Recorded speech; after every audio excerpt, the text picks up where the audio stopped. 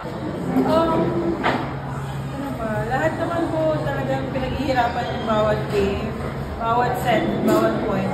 So, sabi ko, kumbaga yung this on tour, yan yung sabi ko sino yung nasa itaas at sino yung nasa ibaba. Kumbaga bantay-bantay. And nakakatuwa kasi kahit pa paano, mas nagiging exciting yung games every game.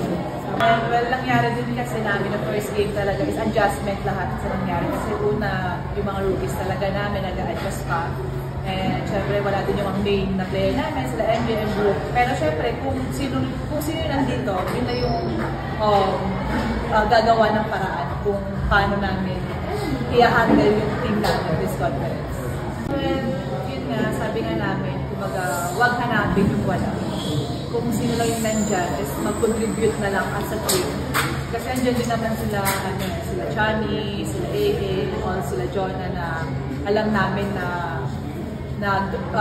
gagalaw sila this PBL. And you can see naman, naging maganda rin naman yung performance ng bawat isa. I think nagkulang lang talaga kami nung first game din talaga and adjustment na nangyari. And yun nga, itong result na this game, I think kailangan pa namin more communication as a team and kailangan talaga is magingay pa kami. Siyempre, andun yung pressure kasi siyempre champion team kami. And then, yun nga sabi nga namin na bawat team every year lumalakas eh. So, hindi kami pwedeng maging kampante this PBL. And nag-try din naman si coach na i-try yung mga rookies namin kung hanggang saan yung kaya nila. And ayun nga, siya first time, medyo kabado pa. Pero you can see naman, this game, naging maayos din yung contribute nila sa mga player din nila.